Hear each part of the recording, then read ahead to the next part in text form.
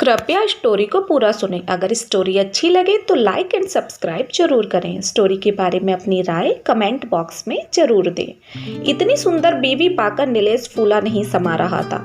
बड़ी गोल गोल नीली आंखें, रस भरे होठ, दूध सा सफेद रंग और बदन जैसे ऊपर वाले ने सांचे में ढालकर बनाया हो। मुंह दिखाई के दौरान सभी के मुंह पर सिवाय कुसुम की तारीफों के और कुछ भी नहीं था। कुसुम गांव की एक कम पढ़ी लिखी महिला थी, मगर उसके रूप रंग के आगे सभी फेल थे। नीलेश की मां को कुसुम का रूप रंग बहुत पसंद आया, इसलिए बिना दहेज के ही एक गरीब परिवार की कुसुम से अपने बेटे की शादी कर दी। नीलेश एक कागज फैक्ट्री में क्लर्क की नौकरी करता था। 8,000 रुपए महीने की तनख्वाह में नीलेश जैसे तैसे अपने घर खर्च ही चला पाता था। नीलेश दोस्तों के साथ पार्टी करने से भी कतराता था, क्योंकि एक पार्टी में 1,000 से 2,000 रुपए आराम से खर्च हो जाते थे। हालांकि नीलेश को पार्टियां अच्छी लगती, पर पैसे खर्च करने की वजह से नीलेश इनसे दूर ही रहता। नीलेश के दोस्त भी नीलेश को ज्यादा वैल्यू नहीं देते थे, क्योंकि पैसे खर्च करने के समय नीलेश का मुंह जरा सा हो जाता। लेकिन कुसुम से शादी करने के बाद नीलेश की स्थिति मानो बदल ही गई हो। नीलेश को दोस्तों की तरफ से बड़ी बड़ी पार्टियों के निमंत्रण आते। बड़े बड़े अमीर दोस्त नीलेश के घर अपनी गाड़ी भेज देते, ताकि नीलेश अपनी पत्नी के साथ उनकी पार्टी में पहुंच सके। नीलेश के दोस्त बिन बुलाए ही नीलेश के घर चाय पीने आ जाते और कुसुम की तारीफों के पुल बांध देते। नीलेश अपने दोस्तों को घर आने से मना नहीं कर पाता, लेकिन दोस्तों के इस रवैये से नीलेश को घुटन होने लगी थी। नीलेश समझ गया था कि ये सब उसकी पत्नी की वजह से ही है।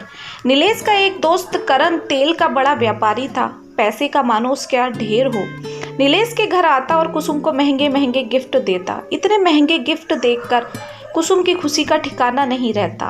साड़ी, पर्स, लिपस्टिक, परफ्यूम, सारे तोहफे ऐसे होते जिनमें कोई भी महिला की जान बसती हो। करण कुसुम की तारीफों के कसीदे पढ़ देता और कुसुम भी करण के सामने खूब सज धज कर रहती। करण नीलेश से पूछे बिना फिल्म के 3 टिकट ले आता और सिनेमा घर के अंधेरे कमरे में कुसुम के साथ एक तरफ नीलेश बैठता और एक तरफ करण। करण जानबूझकर नीलेश से बात करने की कोशिश करता, ताकि करण का मुंह कुसुम के स्तनों को छूता हुआ नीलेश की तरफ आए।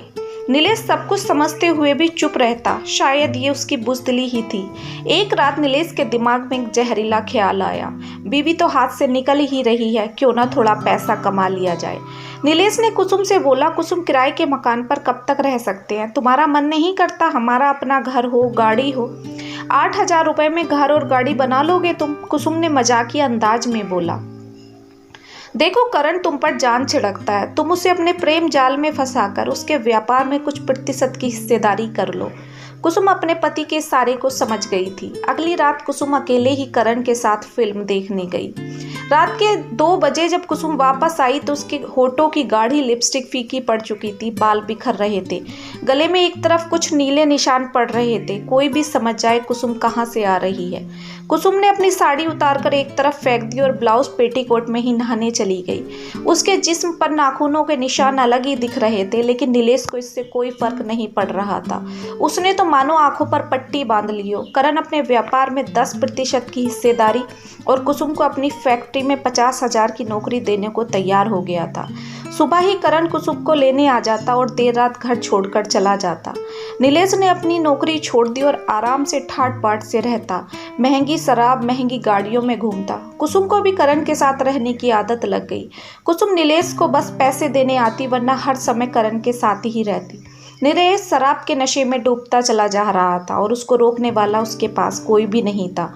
कुसुम करण के साथ दुबई शिफ्ट हो गई। नीलेश के सारे पैसे धीरे धीरे शराब में खत्म हो गए। आज नीलेश सड़कों पर फटे हाल घूमता है और लोग उसे बीवी का दलाल कहते हैं।